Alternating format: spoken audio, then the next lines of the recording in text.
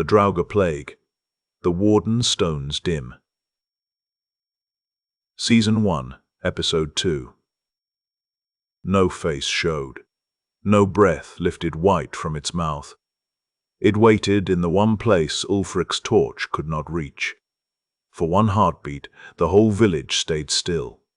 Then the hidden coins stayed cold against living skin, and that cold became more frightening than heat. Orm held his sleeve tight over the 2 coins under his wrist binding. Another man closed his mitten around the ring he had taken. Near the fish racks, a loose board covered a coin someone had pressed into the hollow beneath it. None of those stolen pieces burned. None gave warning. Their silence let each thief hope he had escaped notice, and it let the curse remain inside the village with them. Ulfric raised the torch higher. Flame bent in the wind but did not reach the figure. "Who stands there?" he called. No answer came. Hakon scraped once inside the burial shed. The sound was weak, but it made 2 children cry out. Their mothers pulled them back so quickly that one child slipped and struck the snow on both knees. Freya stepped in front of the children. "Behind me. All of you." Leif could not stop looking at the dark shape. He had seen one hidden theft and had named nothing. Now the night itself seemed to be standing where his silence pointed. He gripped his wax board so hard the edge cut his palm. Astrid came beside Ulfric with her hood drawn low. She did not look at the braced burial shed. She looked at the figure, then at the path between the shed and the old fish store. Her face was pale in the torchlight. "Do not chase it alone," she said. Ulfric's jaw tightened. He had just ordered the hoard sealed. He had made men carry cursed gold from death into a fish store. He had watched Hakon's dead hands scrape at a door. He would not let another shape stand at his village edge and teach everyone that his command ended at torchlight. "Shields," he said. The word gave the people something to do. Men lifted boards, round shields, boat planks, anything that could sit between flesh and whatever waited. Freya moved first, blade low, body angled. Ulfric followed with the torch and spear. Astrid came after them with her staff. Leif followed, because no one told him not to, and because if he stayed behind he would still see the figure when he closed his eyes. They crossed the yard in a crooked line. The snow near the burial shed had been trampled by living feet, dragged chests, and panic. Beyond the last torch, it lay smoother. The dark figure stood just past that boundary. When the torchlight almost touched it, the figure turned its head. Leif saw no face. He saw the suggestion of a cheek under frost, the hollow where an eye might have been, and something dark hanging from the mouth like old river weed. A woman behind him whispered, "Hakon?" It was not Hakon. Hakon was still behind the braced door. The scrape inside the shed answered, as if to prove it. The figure stepped backward. Freya lunged. She was fast, but the figure was already moving. It did not run like a living man. It slid back through the snow with long, wrong steps, each step leaving a black cut under the powder. Freya's blade passed through drifting snow where its arm had been. The torch flared in Ulfric's hand. The fear in the yard had different shapes. Some held children. Some held knives. Some held stolen coins and hoped darkness would keep their hands private. Leif saw all of it because he had failed to speak once, and now could not stop seeing. The figure beyond the light did not need to attack to rule the village. It had only to stand where the torch failed and make every hidden thing feel chosen. When the figure pointed toward the ridge, even those who had never learned a rune knew the gesture was not random. The Warden Stones had watched the village longer than any chieftain. They had received first names, marriage oaths, border vows, and the ashes of those who died cleanly. If something in the dark could point to them, then the danger was not merely a corpse behind one door. It had found the line that made the village a village. The people behind them did not remain silent. Fear made small sounds even when mouths closed. A shield rim tapped against a belt buckle. A child hiccuped from trying not to cry. Somewhere under a sleeve, stolen coins rested against warm skin and offered no sign at all. Leaf understood then that the cold was a kind of speech. Heat would have accused. Cold allowed the guilty to keep standing among the innocent. Cold let everyone ask whether the danger belonged to someone else. Astrid watched the track after the figure vanished and did not like the shape of it. Living feet argued with snow. They slipped, pressed, dragged, corrected. These marks did not argue. They cut one clean message and ended. She would not tell the village that. A frightened crowd could turn any detail into a law. For now it was enough to say the trace pointed toward weakness, not toward an answer. "Hold!" Astrid shouted. Freya stopped at the edge of the light. Her boots dug hard into the snow. She wanted to go farther. Everyone saw it. Everyone also saw that the figure had led her exactly to the place where the dark thickened. The shape retreated between the outer sheds. It did not vanish at once. That was worse. It paused beyond a stack of split pine, turned again, and lifted one hand. One finger pointed toward the ridge above the village, toward the Warden Stones. Then wind crossed the yard, hard and sudden. Snow burst between the sheds. The figure was gone. No one spoke. Freya took 3 more steps before Astrid caught her sleeve. "No farther. It stood at our door, and wanted you past the light." Ulfric pushed forward despite the warning. He reached the place where the figure had stood. The snow there was not empty. 4 marks cut the crust, deep and black, as if the feet had burned cold into the ground. Between them lay a smear of frost shaped like fingers. At the end of the smear was one small thing, a flake of old coin, thin as fish scale, green-black at the edge. Leaf knelt without thinking. Astrid struck the snow beside his hand with her staff. "Do not touch it." He pulled back.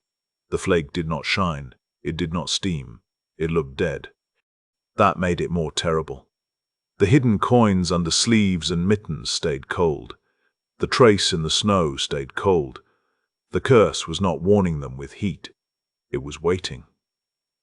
Ulfric looked from the marks to the ridge.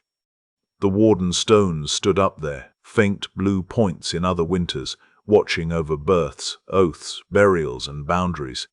Tonight they were hidden by snow and dark. Astrid followed his gaze. "We go to the stones now." "Now?" Ulfric said. "With Hakon behind us and that thing beyond the sheds." "Because Hakon is behind us. Because that thing stood beyond the sheds. Because it pointed where protection should answer." She looked back at the village. The door held one dead man. It did not hold what woke him. Ulfric felt the village watching his back as he faced the dark. They needed him to be brave, but they also needed him to be right. He had no way to give both. If he ordered a charge and lost Freya beyond the torchlight, they would remember him as the man who chased shadow while the dead scraped behind them. If he held still, they would remember that the first thing to stand outside his law had not been challenged. Command had become a narrow bridge, and he could feel ice cracking under both ends. The words moved through the people like a blade drawn slowly. Leaf wrote them with a shaking hand. The door held one dead man. It did not hold what woke him. Behind him, Orm lowered his sleeve over the stolen coins and said nothing. They climbed to the Warden Stones with torches held low against the wind. No one wanted to leave the village yard. No one wanted to stay below with the burial shed, the barred fish store, and the place where the figure had stood. So the people moved in 2 frightened bodies. Half followed Ulfric up the slope. Half stayed below with doors barred and children hidden behind shield walls. Every step upward pulled a sound from the snow. The Warden Stones rose from the ridge in a broken half-circle. In spring, moss grew in their cuts. In summer, children ran between them and were scolded for touching old runes with dirty hands. In winter, the stones usually held a soft blue glow in the carved lines, not bright enough to warm a finger, but enough to tell a traveler where the village ended and oath began. Tonight the glow was thin. Astrid reached the first stone and put her palm near the rune without touching it. The blue light trembled away from her hand. Leif heard Ulfric breathe in. The chieftain had not believed everything Astrid said over the years. Most men did not until winter had them by the throat. But even Ulfric knew the stones. He had sworn his first oath between them. He had stood here when his father was burned. He had put his daughter's birth name into the air here, while the village answered with raised cups. The stones were not a tale told by old women. They were the line between inside and outside. Astrid crouched and brushed snow from the lower cuts. The runes beneath were dimmer than the upper marks. Some held no blue at all. She took a pinch of ash from a pouch at her belt and rubbed it across the carving. The ash clung where light should have been. "How long?" Ulfric asked. "Long enough to be ashamed of us," Astrid said. A few villagers made warding signs. One man spat over his shoulder. Freya did neither. She looked back down the slope, watching the darkness between the outer sheds. Leif tried to write what he saw without making the words too large. Fading runes, blue thinning, lower marks dead, ash clinging. He wanted to add, "The village's breath changed when they saw it." He did not know where that belonged in a record. Astrid moved from stone to stone. At the third, the glow blinked and returned weakly. At the fourth, it failed under her shadow. At the fifth, carved nearest the burial path, the rune for keeping boundaries had split along an old crack no one had noticed before. "The stones were fed by oath," she said. Ulfric looked toward the fish stall below. "We did not break oath. I ordered the gold sealed." Astrid turned on him. "You ordered it sealed after it entered the village, after it was counted by hungry eyes, after men saw it and imagined winter with full bowls, after dead Hakon clawed from beneath it. You blame command for what dead men do. I blame hunger, pride, fear, and hidden hands. Command is only one of those." The climb changed the crowd.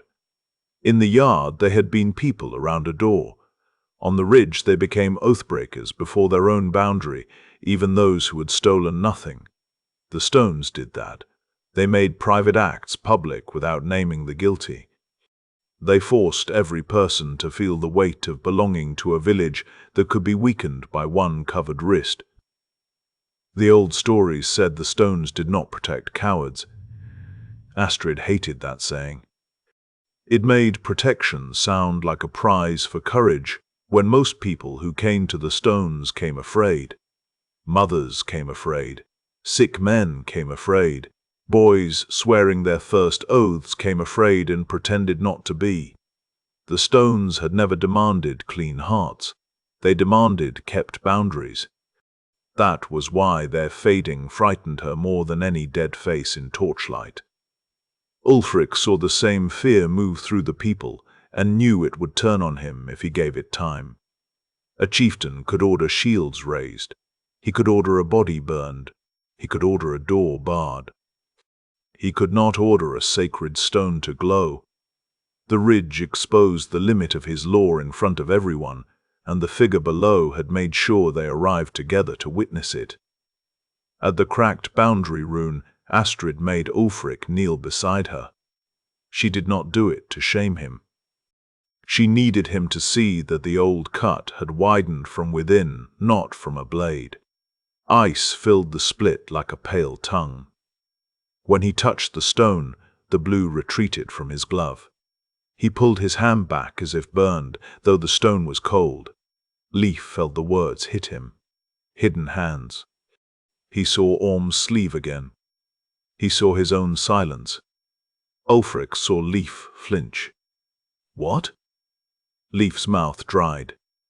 Before he could answer, a woman cried from the lower yard. The sound climbed the ridge and struck the stones. One dim rune flickered. Then it went darker than before. Freya was already running. Ulfric cursed and followed. Astrid snatched up her pouch and staff. Leif ran after them, slipping twice, clutching the wax board against his chest. Below, a crowd had formed near the old fish store. The barred door shuddered. Not from outside, from within. The hoard had been locked there because it was not the burial shed. It had seemed safer to move gold away from Hakon's body, away from the place where death had first shown its teeth. Now the fish store walls trembled with a slow pressure from inside, and every person who had argued for sealing the hoard stared as if the building itself had betrayed them. Orm stood nearest the door. He should not have been nearest. He was not on watch. His face was the grey color of dirty snow. His right sleeve was pulled low. His left hand held a gutting knife. Freya saw him and slowed. "Orm," she said.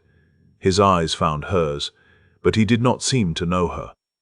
He turned back toward the door as if someone inside had called his name. The door struck outward once. The crossbeam held. A voice came from inside the fish store. Astrid did not speak the old stone names aloud. She knew the people wanted a chant because chants made fear sound managed. But a chant would promise more than the stones were giving. Instead, she read with ash, breath, and silence. She let the villagers see each failure. The truth was crueler than a warning and cleaner than comfort. It was wet. It was thick. It was hungry. Mine. The Warden Stones on the ridge dimmed behind them one by one, as if the word had climbed the hill and put its mouth over each light. Freya reached the fish stall before Ulfric could order anyone back. The door struck again.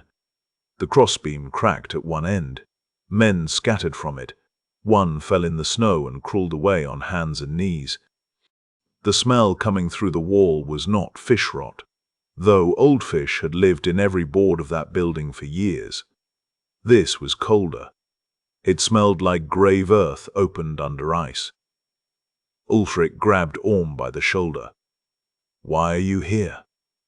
Orm twisted free with the strength fear had given him. "I heard him." "Heard who?" Orm looked at the door. His lips moved before sound came. "My brother." Freya's eyes sharpened. "Your brother drowned 3 winters ago." "Then why does he know my name?" No one answered. The crossbeam split. Freya shoved Orm backward just as the door burst open. A body fell through it with the hoard around its legs. For one confused breath, Leif thought it was Hakon. Then torchlight hit the face. The jaw was wrong. The beard was shorter. The right eye had been crushed before death.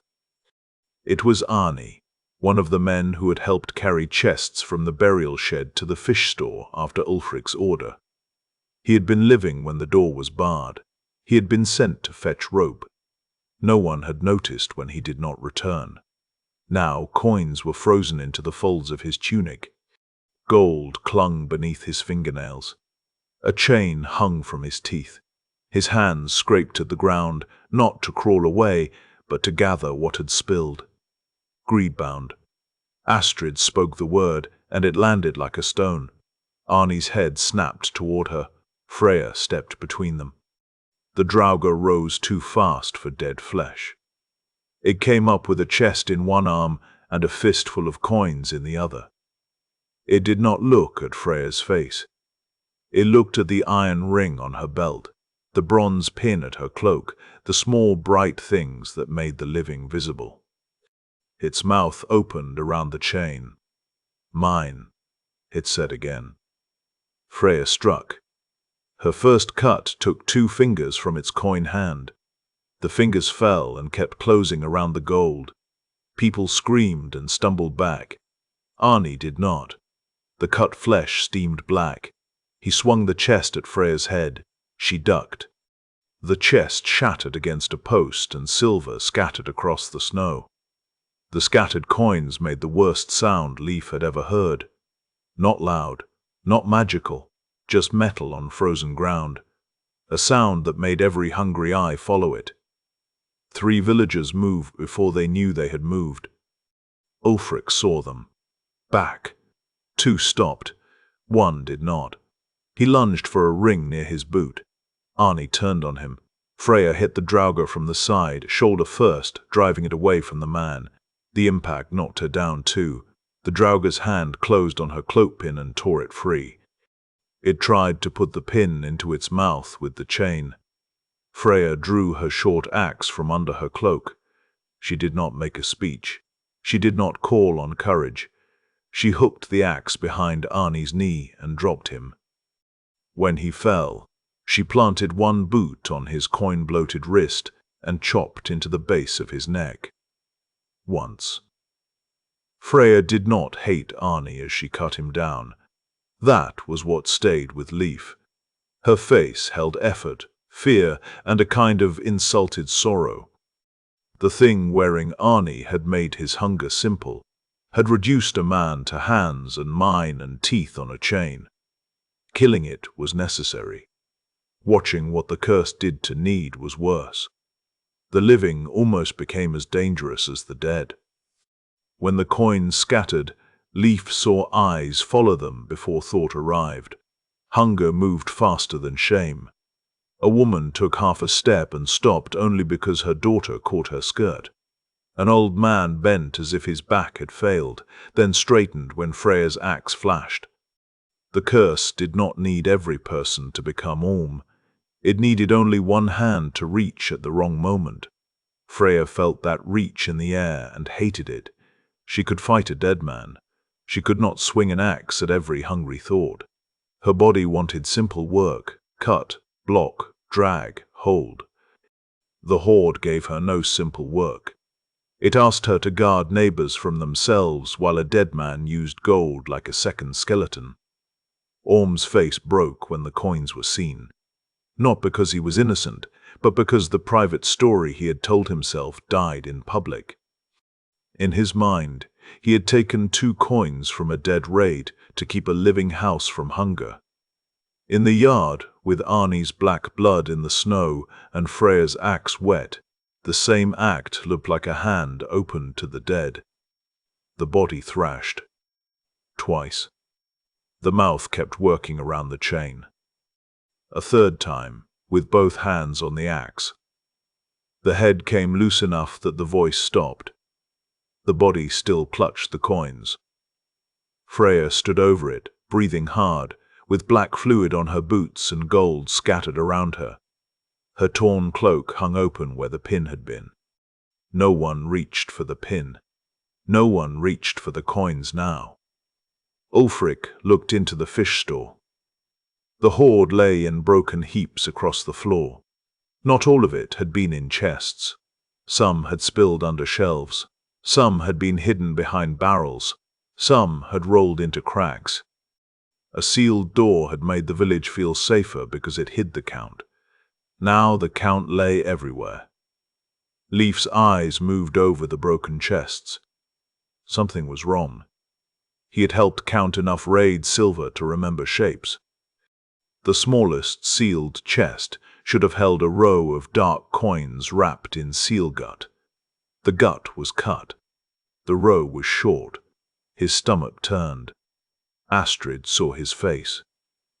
"What do you know?" Leif looked toward Orm. Orm was on his knees where Freya had shoved him. His sleeve had ridden up. 2 dark coins lay against his skin under the binding. They were still cold. They had not warned him. They had only waited. Ulfric followed Leif's gaze. The whole yard followed. Orm covered his wrist too late. No one spoke for a moment. The dead body at Freya's feet had been easier to understand than the living man kneeling beside it. Ulfric's voice came low. "How many?" Orm shook his head. Freya lifted the axe again, not toward him, but enough that everyone remembered she had just used it. "How many?" Ulfric said. Orm closed his eyes. "2. Leif heard himself speak before courage was ready. Not only him. The words opened a second wound. Ulfric turned slowly. "Say that again." Leif looked at the sealed chests, the missing row, Orm's wrist, the place near the fish racks where someone had hidden a coin under a loose board. His silence from the night before stood beside him like another witness. Arni had laughed at the first counting of the raid silver. Leif remembered that suddenly, with useless sharpness. Arni had said the gold would make Winter kneel. Now Winter knelt in him instead. Coins shone in the folds of his dead clothes, as if wealth had grown roots through flesh. The memory made the axe strokes harder to watch and easier to understand. "I saw one theft," he said. "I did not speak. I think there were more." The Warden Stones on the ridge gave one last weak blue pulse. Then only the lowest runes still glowed. They counted the hoard again in the yard because no one trusted walls. Ulfric ordered a ring of torches around the spilled gold. Freya stood inside the ring with her axe, watching living hands more than dead ones. Arni's body lay under a sailcloth weighted with stones. The cloth moved once before Astrid poured brine across it. After that it lay still, but no one believed stillness the way they had yesterday. Leif counted with a voice that shook at first, and steadied only because numbers gave him a path. 6 broad arm rings, 12 small rings, 33 dark coins. No, 31. He checked again. 31. A row cut from the gut wrapping. 2 coins on Orm's wrist. 1 coin found under the loose board by the fish racks after Leif told them where to look. That still left space for more absence. "Again," Ulfric said. Leif counted again. The numbers did not improve. People began to speak before Ulfric allowed it. They spoke in fragments at first. A father saying his child needed warmth. A widow saying her husband's hand had closed on a ring before he died.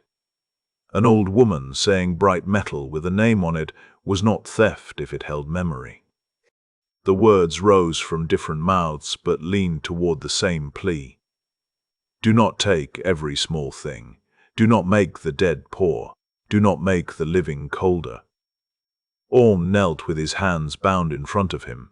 The coins had been taken from his wrist with tongs and dropped beside the others.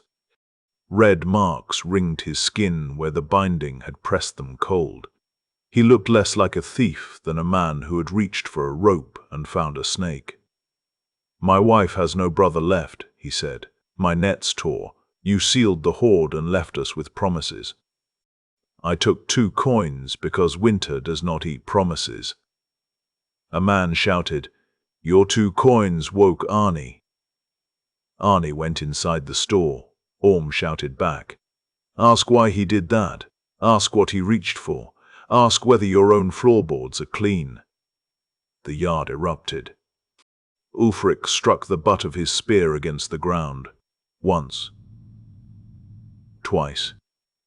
The second strike cracked through the noise. Silence. Silence came, but it was not obedience. It was pressure held in the teeth. Astrid moved along the torch ring and looked at faces. The stones fade because hidden want has crossed the boundary. Some of that want wears hunger, some wears grief, some wears greed.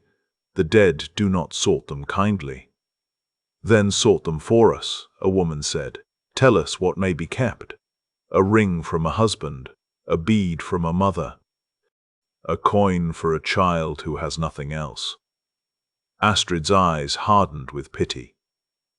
"If I tell you grief makes gold clean, you will bury greed inside grief. If I tell you hunger makes theft clean, greed will wear an empty bowl."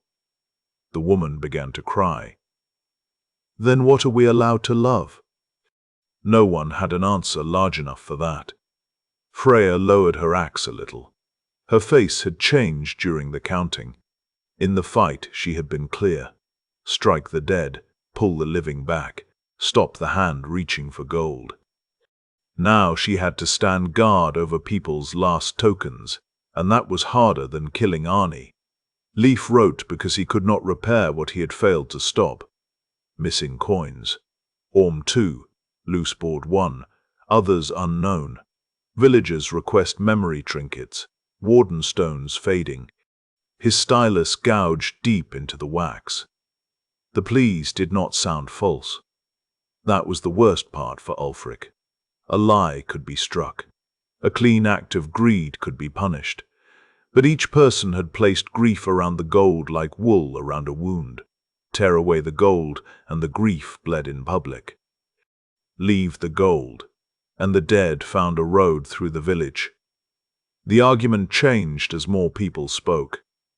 At first they pleaded for trinkets. Then they pleaded for the right to have wanted them. That was harder to refuse. A village survived by remembering who had given nets, who had mended boats, who had gone hungry so another house could eat. If Ulfric stripped every bright thing from every story, he feared he would leave only command behind. Command could move bodies. It could not make people believe they still belonged to one another. Leif's confession did not cleanse him. It made him useful. That difference mattered. Once he named his silence, others lost the comfort of pretending only the dead had secrets. Several people looked away from him because they recognized the shape of his failure. Not the same act, perhaps, but the same bargain, one quiet moment bought with another person's risk. Ulfric wanted to punish Orm at once. The desire came clean and hot, and that warned him. Clean anger was easy to mistake for justice. If he struck Orm before counting, every other hidden hand would close tighter. If he pardoned him before counting, every hungry person would hear permission. So he forced the village through numbers first, because numbers did not forgive and did not flatter. Ulfric saw him writing, "Put your own silence there too." Leif looked up. The words were not shouted. That made them worse. "Yes," Leif said.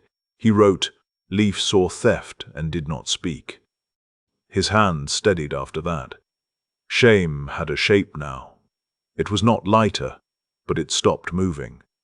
A young mother stepped into the torch ring with something wrapped in cloth. Freya blocked her with the axe handle. "Show it." The mother opened the cloth.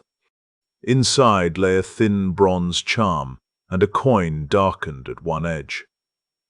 "The charm is mine," she said quickly. "From before. The coin is from my father. He died on the raid." He said the boy should hold it when winter came so he would remember warmth. Ulfric's face closed. No hoard piece stays in a house. The mother clutched the cloth, for warmth of memory. That is all. Not wealth, not greed, memory. Others took courage from her words. They came forward with pleas, not always with objects. A sister wanted a ring to bury later. A grandfather wanted a bead to hang over a cradle. A man wanted one coin because the raid had cost him 2 sons, and he would not have both sons vanish into a chieftain's locked store. Each plea made sense while it was spoken. Together they made a path back to ruin. Ulfric listened until the last voice broke. "The dead do not need gold," he said. A woman answered, "The living need memory." Freya looked at Ulfric then, and Leif saw the danger. If Ulfric answered only as chieftain, he would make grief his enemy. If he answered only as a grieving man, he would make the curse lawgiver. Astrid saved neither of them. "Take the trinkets to the stones," she said. Let the boundary hear what is returned. And if the stones answer, Ulfric asked, then we learn one small thing. If they do not, we learn that too. No one liked learning that way. Freya moved among the people after the first pleas and looked at their hands, not their faces. Faces begged too well. Hands told clearer stories, burned fingertips, torn nails, fists closed around nothing, palms held open too late. She found no joy in suspicion. But after Orm, after Arni, after Leif's confession, trust had become a thing that needed proof before it could stand. They gathered the returned pieces in a wooden bowl. Orm's coins went in first, then the looseboard coin, then the mother's coin, then 3 rings and a bead that had appeared from pockets only after tears failed to change Ulfric's face. Leif counted every piece. He did not know if he was counting offerings, evidence, or future dead. They carried the bowl to the Warden Stones near dawn, but no one called it morning. The sky had only thinned from black to iron. Smoke from the torches crawled low along the snow. The village followed in silence, wrapped in cloaks, shame and fear. Arni's covered body remained below under guard. Hakon still scraped sometimes inside the burial shed, less often now, as if even the dead were listening. The lowest rune on the nearest Warden Stone still held a thread of blue. It was so faint that Leif had to shield it with his hand to see it. The other stones stood dark, or nearly dark. Frost had filled their cuts. The ridge felt less like a boundary now, and more like a place where a boundary had died slowly while everyone slept. Astrid set the bowl before the nearest stone. "No one touches after this," she said. A small boy pushed through the legs of the adults before his mother caught him. He was the son of the young woman who had begged for warmth of memory. His face was wet and furious. "It was my father's," he said. His mother pulled him back. "No." The boy fought her with both hands. "He said I could hold it when the dark came. He said it would remember his hand." Ulfric looked away for one breath. Freya saw it. So did Leif. The chieftain was not made of stone, and that was part of the danger. Stone could hold a line. A man could feel the child and still have to break him. Astrid knelt to the boy's height. "Did you keep one?" The mother went still. The boy's anger changed to fear. Every adult on the ridge understood before he moved. The child put one hand into the inner fold of his tunic and drew out a coin no wider than his thumb. It had not burned him. It had not smoked. It had stayed cold against his skin all night, faithful as a lie. His mother made a sound that was almost a word. "He gave it to me before he left," the boy said. "Not from the chest, from his hand. I thought if I gave the other one, I could keep this." No one accused him. That mercy came too late to help. Freya crouched and held out her palm, but she did not take the coin from him. "You have to put it down yourself." "Will he be angry?" Freya's mouth tightened. "I do not know." The boy looked at Ulfric. Ulfric could have lied. He did not. "If your father loved you, he would not ask you to feed the thing that killed him." The words were hard. The boy heard the love under them anyway, or wanted to. He walked to the bowl with small, careful steps. The adults parted for him. Leif wrote nothing for a moment. He wanted the boy to exist without being turned into record. Then he remembered what silence had done and lifted the stylus. Child returned one coin. The boy set the coin on top of the others. The Warden Stone brightened. The blue came fast enough to make people gasp. It ran through the nearest rune, then the next, then up the old crack in the boundary mark. For one breath the half-circle glowed the way it had in better winters. Faces turned blue. Tears shone. The boy smiled because he thought he had fixed what adults had broken. Then the light drew inward. No one would later agree on how long the stone shone. Some would say 1 breath. Some would say 3. The boy would remember it as long enough to hope. Leif would remember it as long enough to prove that return mattered and not long enough to save them. That difference would hurt more than darkness. When the stone died, no one rushed forward. That was how Leif knew the village had changed. The night before, people would have grabbed, shouted, demanded another attempt. Now they stood still because they had seen enough answers to fear the next one. The dead rune gave them nothing to argue with. It only removed the last soft light and left every face visible in grey dawn. The boy's coin seemed too small to hold so much ruin. It lay on his palm like a button from a doll's coat. Leif thought of all the large things men used to excuse themselves: raids, hunger, winter, duty, dead fathers, empty nets.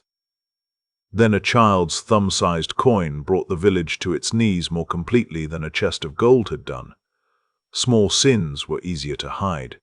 They were not easier to survive. The mother did not thank Freya for answering the boy. She could not. Gratitude would have meant accepting that the answer was enough. Instead, she gathered her son close only after he let her, and even then he stood stiff in her arms. The coin was gone. His father was still dead. The stone had died after taking what he surrendered. No adult on the ridge knew how to explain that without lying. It did not fade like a lamp running out of oil. It pulled back as if something beneath the stone had swallowed it. The rune under Astrid's hand flashed white-blue, sharp as ice under sun. Then it died. All of it. The ridge went dark. The boy's smile vanished. His mother reached for him, but he stepped away from her and looked at the dead stone as if it had betrayed him personally. Astrid closed her eyes. Ulfric said nothing. Freya stood and turned toward the village below. In the first grey of dawn, the roofs looked smaller. The fish store looked too thin to hold anything dangerous. The burial shed looked too ordinary to contain a dead man. That ordinary shape frightened her more than monsters. If evil wore only horror, it could be found. This curse wore hunger, memory, lore, and love. Leif wrote until the wax would take no more. Stone brightened. Stone died. He wanted to add, "The child did what men would not." He did not. That was judgment, and judgment had already filled the ridge. A sound came from the village below. Not Hakon scraping. Not Arni moving under the sailcloth. Not a scream. A crack. Everyone turned. Near the shore, wind had struck the stacked driftwood and pitch bundles beside the boat frames. A lashing snapped and whipped loose in the grey light. One bundle rolled from the rack and hit the snow. Then another shifted above it. The storm clouds beyond the fjord had thickened into a black wall while they stood at the stones. Astrid looked from the dead runes to the coming weather. "Get below," she said. No one moved at first. The child whispered, "Did I make it die?" Freya took him by the shoulders. No. It was the clearest answer anyone gave that morning. Ulfric lifted his spear and forced his voice to carry. Down. Secure the pitch. Tie the driftwood. No one alone. No one near the horde without watch. Move. The village obeyed because movement was easier than grief. The storm did not arrive as weather alone. It arrived as consequence. The village had spent the night on gold, dead men, stones, and shame. No one had watched the shore racks closely enough. No one had tightened the outer lashings after the wind shifted. Survival had many doors, and while they guarded one, another had opened. The first drops of hard snow struck the dead stone like thrown sand. Each small sound made the child flinch. Leif heard the weather arrive and understood why the dead did not need to hurry. Winter itself was entering the argument. The village had lost trust, lost light, and now would have to guard wood and pitch with the same hands that had hidden coins. The storm made the ridge feel exposed. People had come up looking for a sign that the old boundary still stood between them and the dark. They were leaving with no glow behind them and no clean story to carry down. A few glanced toward Orm. A few glanced toward Leif. Most looked at their own sleeves, their own belts, their own memories, as if danger might be folded there in cloth and warmth. That was the curse's cruelest work so far. It made every person search himself and fear what he hoped not to find. Leif looked once more at the Warden Stones. They had no glow left, no blue thread, no answer. Only old carvings full of frost and ash. Behind him, the returned coins lay cold in the bowl. Before him, the storm came for the fuel.